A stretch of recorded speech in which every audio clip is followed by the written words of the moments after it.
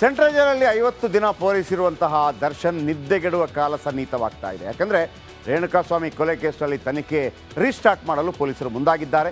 ಇದರ ಮಧ್ಯೆ ದರ್ಶನ್ಗೆ ಜಾಮೀನು ಸಿಗಬೇಕು ಅಂದರೆ ಏನು ಮಾಡಬೇಕು ಅಂತ ಹಿರಿಯ ಅಧಿಕಾರಿಗಳು ಕೂಡ ಸಲಹೆ ನೀಡಿದ್ದಾರೆ. ಸಿಗತ್ತಾಗಿದ್ರೆ ದರ್ಶನ್ಗೆ ಜಾಮೀನು ಸಿಗಬಹುದು, ಆದರೆ ದರ್ಶನ್ ಹೀಗಿರಬೇಕು. ಹೇಗೆ ಅವೆಲ್ಲವನ್ನು ಹೇಳ್ತೀನಿ, ಈ ರಿಪೋರ್ಟ್ ನೋಡಿ.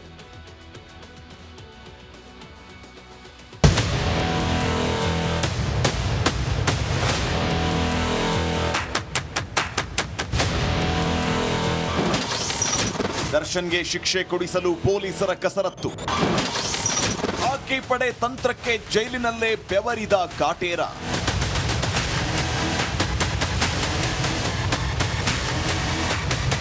ಕರೆಂಟ್ ಶಾಕ್ ಕೊಟ್ಟು ಮೈ ಮೇಲೆ ಬರೆ ಎಳೆದು ಸಿಗರೇಟ್ನಿಂದ ಸುಟ್ಟು ವೃಷಣಗಳನ್ನ ಒಡೆದು ಅಣುವು ಹಿಂಸಿಸಿ ಕೃಷಕಾಯದ ರೇಣುಕಸ್ವಾಮಿಯನ್ನ ಬರ್ಬರವಾಗಿ ಕೊಂದಿದ್ದು ನಿಮಗೆಲ್ಲರಿಗೂ ಗೊತ್ತೇ ಇದೆ. ದರ್ಶನ್ ಸೇರಿದಂತೆ 17 ಜನರನ್ನ ಈಗಾಗಲೇ ಬಂಧಿಸಿ ಪರಪ್ಪನ ಅಗ್ರಹಾರದಲ್ಲಿ ಕಂಬಿ ಎಣಿಸೋಕೆ ಕಳಿಸಿರೋದು ಎಲ್ಲರಿಗೂ ಗೊತ್ತಿದೆ. ಇದೀಗ ಕರಿಯನ ಗ್ಯಾಂಗ್ಗೆ ಗುನ್ನ ಕೊಡೋಕೆ ಖಾಕಿ ಪಡೆ ತಯಾರಾಗ್ತಾ ಇದೆ.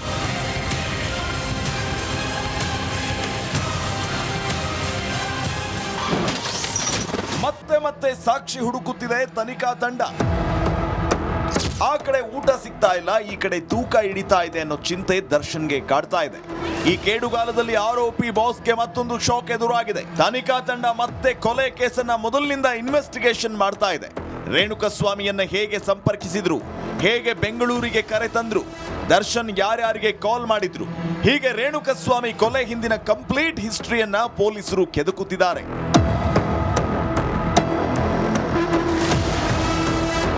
ದರ್ಶನನ್ನ ಹೊರತರಲು ಪತ್ನಿ ವಿಜಯಲಕ್ಷ್ಮಿ ಕುಟುಂಬಸ್ಥರು ಇನ್ನಿಲ್ಲದ ಪ್ರಯತ್ನ ಮಾಡ್ತಾ ಇದ್ದಾರೆ.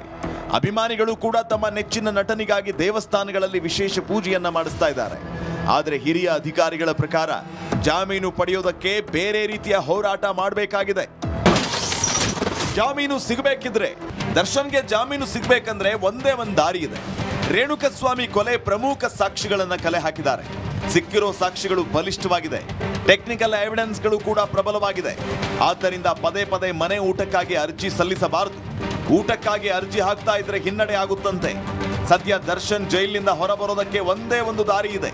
ದರ್ಶನ್ ಜೈಲಲ್ಲಿ ಯಾವ ರೀತಿ ನಡೆದುಕೊಳ್ತಾರೆ ಅನ್ನೋ ವಿಚಾರಕ್ಕೆ ಜಾಮೀನು ಸಿಗಬಹುದಂತೆ. ಆದ್ರೆ ಚಾಲೆಂಜಿಂಗ್ ಸ್ಟಾರ್ ಈಗಾಗಲೇ ವಾಕಿಂಗ್ ವಿಚಾರಕ್ಕೆ ಕಿರಿಕ್ ಮಾಡ್ಕೊಂಡಿದ್ದಾರೆ. ಇನ್ನಾದ್ರೂ ಪಾಠ ಕಲಿತ್ರೆ ಬೇಲ್ ಸಿಕ್ಕರೂ ಸಿಗಬಹುದು. ಇದರ ಮಧ್ಯೆ ಕೊಲೆ ನಡೆದ ದಿನ ದರ್ಶನ್ ಬಟ್ಟೆಗಳ ಮೇಲೆ ಬಿದ್ದಿದ್ದ ರಕ್ತದ ಹನಿಗಳನ್ನ FSL ಅಧಿಕಾರಿಗಳು ಸಂಗ್ರಹಿಸಿದ್ರು. ಇದೀಗ ವರದಿ ಹೊರಬಿದ್ದಿದೆ. ದರ್ಶನ್ ಬಟ್ಟೆ ಮೇಲಿದ್ದ ರಕ್ತದ ಕಲೆಗಳು ರೇಣುಕಸ್ವಾಮಿಯದ್ದೇ ಅಂತ ವಿಧಿವಿಜ್ಞಾನ ಪ್ರಯೋಗಾಲಯದ ರಿಪೋರ್ಟ್ ಹೇಳ್ತಾ ಇದೆ. Crime bureau, Republic Kannada. ಅವ್ರ ಬಗ್ಗೆ ಹೇಳುವಂಥದ್ದು ಸ್ವಾಭಾವಿಕವಾಗಿರುವಂಥದ್ದು.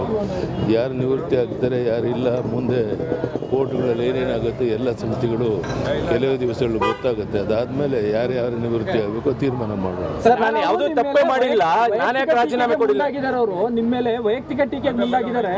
82ನೇ ವಯಸ್ಸಲ್ಲಿ ಪೋಸ್ಕೋ ಕೇಸ್ ಅಂತ ಬೇಕಿತ್ತ? ಕೋರ್ಟ್ ಕೊಟ್ಟಿರ್ತಕ್ಕಂಥ ಜೀವದಾನದಲ್ಲಿ ನಾಳೆ ದಿವಸ ಕೋರ್ಟ್ ತೀರ್ಮಾನ ಆದಮೇಲೆ ಎಲ್ಲವೂ ಸತ್ಯ ಬಹಿರಂಗ ಆಗುತ್ತೆ. ಅಲ್ಲಿವರೆಗೂ ನಾನೇನು ಮಾತನಾಡೋದಿಲ್ಲ. ಅದಾದಮೇಲೆ ಸಿದ್ದರಾಮಯ್ಯನವರಿಗೆ ತಕ್ಕ ಉತ್ತರ ಸಿಗುತ್ತೆ ಅಂತ ನಾನು ಭಾವಿಸಿದ್ದೇನೆ. ಆದ್ದರಿಂದ ಈಗ ಅವರು ಮನಬಂದಂತೆ ಮಾತಾಡಲಿ, ಅದಕ್ಕೆ ಇನ್ನೂ ಕಾಲಾವಕಾಶ ಇದೆ. BS ಯಡಿಯೂರಪ್ಪರನ್ನ ಜೈಲಿಗೆ ಕಳಿಸಬೇಕು ಅಂತ ಸ್ಕೆಚ್ ಹಾಕಿದ್ದೀರಾ ಅಂತ ಸಿದ್ದರಾಮಯ್ಯಗೆ HD ಕುಮಾರಸ್ವಾಮಿ ಕುಟುಕಿದ್ರು. ಇವತ್ತು ಯಡಿಯೂರಪ್ಪನವರನ್ನ 82 ವರ್ಷ ಯಾವುದೋ ಸುಳ್ಳು ಕೇಸ್ ಫಿಕ್ಸ್ ಮಾಡಿ ಜೈಲಿಗೆ ಕಳಿಸ್ಲೇಬೇಕು ಯಡಿಯೂರಪ್ಪನವ್ರನ್ನ ಅಂತ ಹೇಳಿ ಹೇಳ್ತಾ ಇದ್ದೀರಿ. ನಾಚಿಕೆ ಆಗಬೇಕು ನಿಮಗೆ. ಆ ವಯಸ್ಸಿಗಾದರೂ ನಿಮಗೆ ಗೌರವ ಕೊಡಬೇಕು ಅನ್ನೋದು ನಿಮ್ಮ ಮನಸ್ಸಲ್ಲಿ ಬರಲಿಲ್ಲ. ದೇವೇಗೌಡರ ಬಗ್ಗೆ ಮಾತನಾಡ್ತೀರಿ. ಬಿಜೆಪಿ JDS ದೋಸ್ತಿ ನಾಯಕರು ಸಿದ್ದರಾಮಯ್ಯರನ್ನ ಜೈಲಿಗೆ ಕಳಿಸಲೇಬೇಕು ಅಂತ ಪಟ್ಟು ಹಿಡಿದಿದ್ದಾರೆ. ಆದ್ರೆ ಕಾಂಗ್ರೆಸ್ ಕೂಡ ಪ್ರತಿತಂತ್ರ ಹೂಡಿದ್ದು BS ಯಡಿಯೂರಪ್ಪಗೆ ಕೆಡ್ಡ ತೋಡಿದೆ.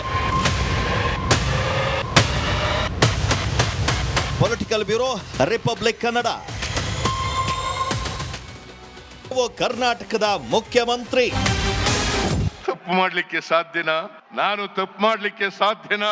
ಈ ರಾಜ್ಯದ ಜನರಿಗೆ ದ್ರೋಹ ಮಾಡ್ಲಿಕ್ಕೆ ಸಾಧ್ಯನಾ? ಯಾವತ್ತೂ ಕೂಡ ದ್ರೋಹ ಮಾಡಲ್ಲ. ಇಲ್ಲಿ ನೋಡಿದ್ರೆ ಇಲ್ಲಿ ಏನ್ ಹೇಳುದು, ನಿನ್ನೆ ಹೇಳಿದ್ದಾರಲ್ಲ, ಒಂದು ಕಪ್ಪು ಚುಕ್ಕೆ ಇಲ್ಲ ನನ್ನ ಮೇಲೆ. ನಾನು ಮುಖ್ಯಮಂತ್ರಿ ಆಗಿದ್ದನ್ನು ಸಹಿಸ್ತಾ ಇಲ್ಲ, ಹಿಂದುಳಿದವನು. ನೀವು ಹಿಂದುಳಿದ ವರ್ಗದ ಮುಖ್ಯಮಂತ್ರಿ ಅಲ್ಲ, ರಾಜ್ಯದ 6.5 ಕೋಟಿ ಜನತೆಯನ್ನು ಪ್ರತಿನಿಧಿಸ್ತಕ್ಕಂಥ ರಾಜ್ಯದ ಮುಖ್ಯಮಂತ್ರಿ ಅನ್ನೋದನ್ನ ಮೊದಲು ಇವತ್ತು ಸಿದ್ದರಾಮಯ್ಯನವರೇ ನೀವು ಕಲ್ತ್ಕೋಬೇಕು ಅನ್ನೋದನ್ನ ಹೇಳಲಿಕ್ಕೆ ಬಯಸ್ತೇನೆ. ಸಿದ್ದು ಮೇಲೆ ಬಂಡೆ ಬಿದ್ರೆ ಏನಾಗುತ್ತೆ ಗೊತ್ತಾ? ಕಲ್ಲು ಬಂಡೆ ಅಂತ ಹೇಳಿ ಮಾಧ್ಯಮದವ್ರು ಹೇಳಿದ್ರು. ಕಲ್ಲು ಪ್ರಕೃತಿ, ಕಡದರೆ ಆಕೃತಿ, ಪೋಷಿಸಿದ ಸಂಸ್ಕೃತಿ. ಈ ಬಂಡೆ ಸಿದ್ದರಾಮಯ್ಯನ ಜೊತೆ ಇದೆ. ಈ ಮಾತನ್ನ ಈ ಸಂದರ್ಭದಲ್ಲಿ ಹೇಳಲಿಕ್ಕೆ ನಾನು ಬಯಸ್ತಾ ಇದ್ದೇನೆ. ಅದೇನೋ ಸಿದ್ದರಾಮಯ್ಯನವರ ಪರವಾಗಿ ಕಲ್ಲು ಬಂಡೆ ತರ ನಿಂತವ್ರಂತೀಗ ಈ ಶಿವಕುಮಾರು ಸಿದ್ದರಾಮಯ್ಯನವರು ಮುಂದುವರಿಲಿಕ್ಕೆ ಬಂಡೆ ತರ ಇದ್ದೇನೆ ಅಂತ ಹೇಳಿದ್ದಾರೆ. ಬಹುಶಃ 2018-19 ಇದೇ ಬಂಡೆ, ಕನಕಪುರದ ಬಂಡೆ ಕುಮಾರಸ್ವಾಮಿಗೆ ಟ್ರಬಲ್ ಶೂಟರು, ಕುಮಾರಸ್ವಾಮಿ ರಕ್ಷಣೆ ಮಾಡೋನು ಅಂತ ಹೇಳಿ ಮಾಧ್ಯಮದ ಸ್ನೇಹಿತರು ಭಾಳ ಸ್ಟೋರಿ ಮಾಡಿದ್ರಿ. ಆ ಬಂಡೆ ನಂಬ್ಕೊಂಡು ಹೋಗಿದ್ದಿಗೆ ನನ್ನ ತಲೆ ಮೇಲೆ ಬಂಡೆ ಬಿದ್ದಿದ್ದು. ಆ ಬಂಡೆ ಸ್ವಲ್ಪ ದೂರ ಇಟ್ಟಿದ್ರೆ ಏನೂ ಆಯ್ತಿರ್ಲಿಲ್ಲ ನನಗೆ. ಈಗ ಪಾಪ ಸಿದ್ದರಾಮಯ್ಯನವರಿಗೆ ಈಗ ಬಂಡೆ ಥರ ನಿಂತ್ಕೊತಾರಂತೆ, ಅಲ್ಲಿಗೆ ಮುಗೀತು ಅಂತ ತಿಳ್ಕೊಂಬಿಡಿ ರಾಜ್ಯದ ಜನ. ಕಾಫಿ ಡೇ ಸಿದ್ಧಾರ್ಥ್ ಆತ್ಮಹತ್ಯೆಗೆ ಕಾರಣ ಯಾರು? ನಾನು ಒಂದು ಹೇಳ್ತೀನಿ, 17 ಜನ ಇದ್ರು ಎಂಪಿಗಳು. ಸಿದ್ದರಾಮಯ್ಯನವರು ಡೆಪ್ಟಿ CM ಇದ್ರು, ಅವ್ರನ್ನೂ ಸಹಿಸಲಿಲ್ಲ. ಅವ್ರ ಎಂಪಿಗಳು ಒಬ್ಬರು ಅವ್ರ ಜೊತೆ ಯಾರು MP ಆಗಿದ್ರು ಅವರು ಇಲ್ಲ, ಯಾರನ್ನೂ ಬಿಡ್ಲಿಲ್ಲ. ಅವ್ರ ಮಕ್ಕಳುಗಳಿಗೆ ದಾರಿ ಮಾಡ್ಕೊಳ್ಳೋಕ್ಕೋಸ್ಕರ ಎಲ್ಲ ಜನತಾದಳದ ಎಲ್ಲ ನಾಯಕರುಗಳನ್ನ ಪಾರ್ಟಿ ಬಿಟ್ಟು ಓಡಿಸಿ ಕುಟುಂಬಕ್ಕೆ ಅನುಕೂಲ ಏನ್ ಮಾಡಬೇಕೋ ಮಾಡ್ಕೊಂಡು ಬಂದ್ರು. ಇದು ಜನತಾದಳದ ಇತಿಹಾಸ. ಯಾವ SM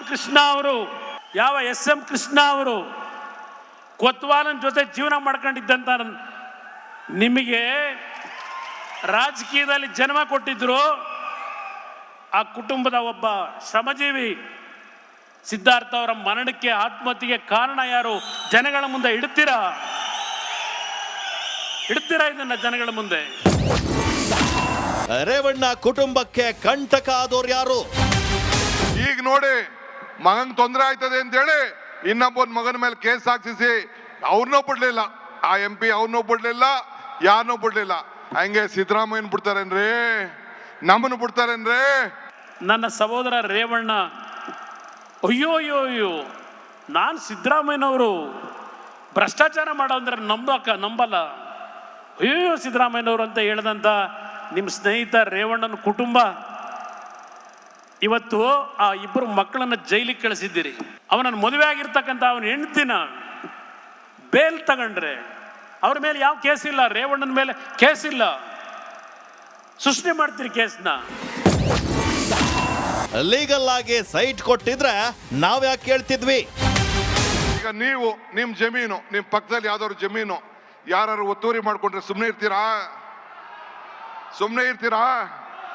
ಓಲೆ ಪಾರ್ವತಿ ಅಕ್ಕ ಯಾವ್ದಾದ್ರು ಜಮೀನ್ಗೆ ಒತ್ತುವರಿ ಮಾಡ್ಕೊಂಡು ಹೋಗಿದ್ರಾ? ಯಾರು ಕಳ್ತನ ಮಾಡಿದ್ರಾ? ತಪ್ಪಲ್ಲ ಶಿವಕುಮಾರ್ ಅವರೇ. 3 ಎಕರೆ ಇಲ್ಲದೆ ಇದ್ರೆ 30 ಎಕರೆ ದಾನ ಮಾಡಿಸಿ, 30 ಎಕರೆ ದಾನ ಮಾಡಿಸಿ ಮುಖ್ಯಮಂತ್ರಿಗಳೇ ನಿಮ್ಮ ಬೊಮ್ಮಾಯಿನ ಮುಖಾಂತರ. ಆದರೆ ಶ್ರಮಪಟ್ಟು ಕಾನೂನುಬದ್ಧವಾಗಿ ಭೂಮಿಯನ್ನು ಖರೀದಿ ಮಾಡಿ ನಿಮ್ಮ ಸಹೋದರಿಗೆ ನೀವು ಕೊಟ್ಟಿದ್ರೆ ನಿಮ್ಮ ವಿಷಯವನ್ನು ನಾವು ಚರ್ಚೆನೆ ಮಾಡ್ತಾ ಇರಲಿಲ್ಲ. ನಿಮ್ಮಪ್ಪ ರೈತ, ನಮ್ಮಪ್ಪ ಇಂಜಿನಿಯರ್. ಕುಮಾರನಿಗೆ ನಾನು ಒಂದು ಪ್ರಶ್ನೆ ಕೇಳಲಿಕ್ಕೆ ನಾನು ಬಯಸ್ತೇನೆ. ನಿಮ್ಮ ತಂದೆ ಈ ಭೂಮಿಗೆ ಬಂದಾಗ ನಿಮ್ಗೆ ಎಷ್ಟು ಜಮೀನಿತ್ತು? ಎಷ್ಟು ಜಮೀನನ್ನ ಇಲ್ಲಿ ಪಡ್ಕೊಂಡ್ರಿ? ಯಾರು ಜಮೀನು ಪಡ್ಕೊಂಡ್ರಿ? ಈಗ ಎಷ್ಟು ಎಕರೆ ಆಗಿದೆ?